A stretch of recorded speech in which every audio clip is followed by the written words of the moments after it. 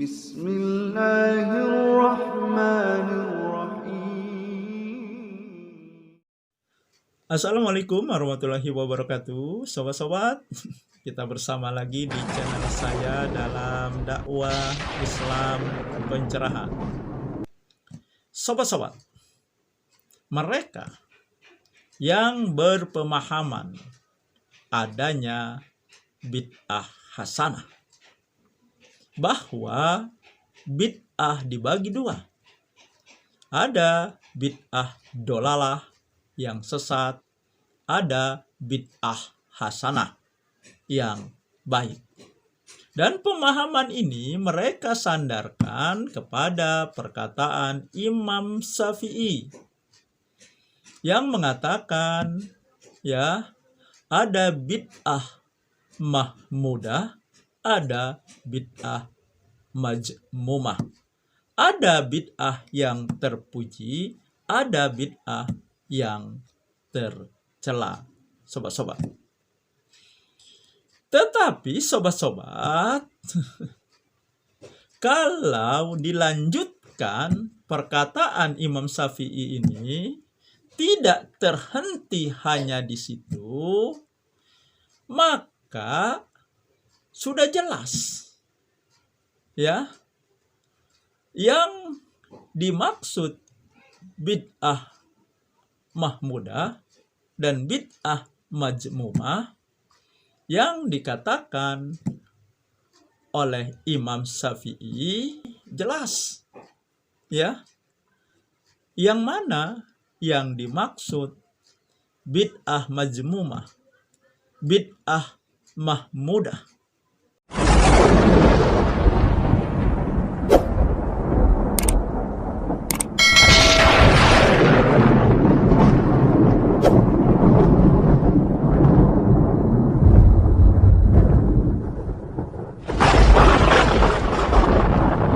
Ya, ternyata yang dimaksud oleh Imam Syafi'i bid'ah mahmudah adalah bid'ah yang sesuai dengan sunnah Nabi. Sedangkan bid'ah majmumah yang tercela adalah yang menyelisihi, yang tidak sesuai dengan sunnah Nabi. Maka, ya, perkataan beliau selanjutnya, ini mazhabku, ya, ini pendapatku. Dan jika ada sunnah Rasulullah yang tidak sesuai dengan pendapatku, maka tinggalkan pendapatku, ambil sunnah Rasulullah. Ini kan jelas artinya, ya, bid'ah hasanah itu yang sesuai dengan sunnah Nabi. Yang tidak sesuai itulah yang dimaksud oleh Imam Syafi'i adalah bid'ah majmumah, bid'ah tercela. Nah, baiklah sobat-sobat, ya, agar lebih jelas kita simak sama-sama cuplikan video berikut ini yang menjelaskan tentang perkataan Imam Syafi'i, ya, yang sering dijadikan landasan untuk mengkreasi ibadah baru yang menyelisihi sunnah Rasulullah dan mereka labeli sebagai bid'ah hasanah, sobat-sobat. Ya, sama-sama kita dengar dulu, sobat-sobat. Pejuang Aswaja mengatakan Imam Syafi'i lebih pintar masalah bid'ah dan lebih mendalami makna bid'ah mahmudah majmumah. Kalau nulis itu yang lengkap dong bang. Antum ini jangan buat subhat, kasihan mereka yang awam. Atau memang kerjaan antum dan kawan-kawan antum ini sukanya buat subhat? La haula wala quwata illa billah. Abu Nuaim dalam Al-Hilyah, Imam Syafi'i rahimahullah mengatakan bid'ah itu ada dua macam, yaitu bid'ah mahmudah yang terpuji dan bid'ah mazmumah yang tercela. Coba diperhatikan lanjutan dari ucapan beliau. Jika suatu amalan bersesuaian dengan tuntunan Ar-Rasul, yaitu sunnah, itu termasuk amalan yang terpuji.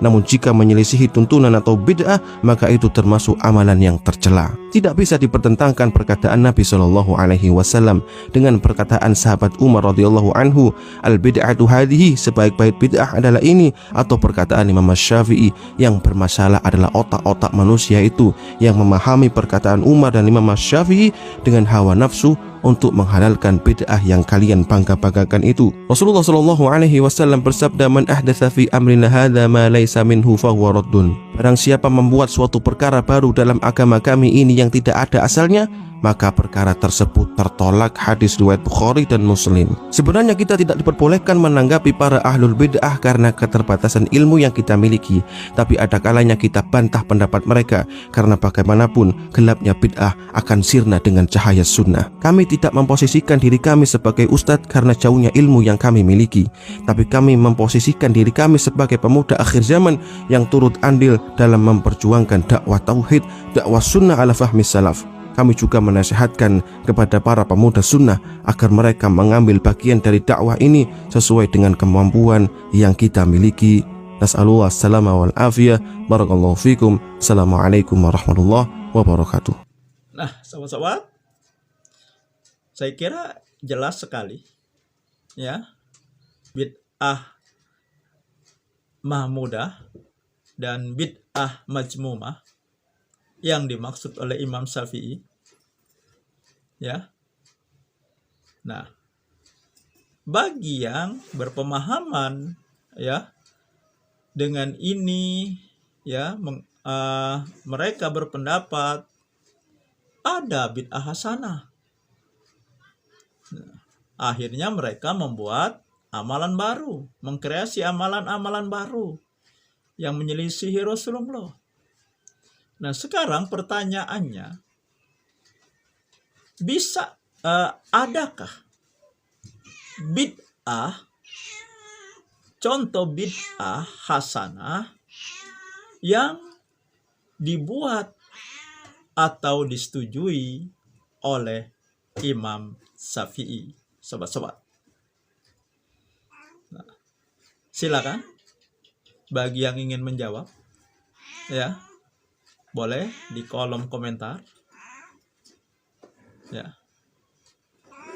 Nah, sekali itu saja sobat-sobat, semoga ini menginspirasi dan mencerahkan.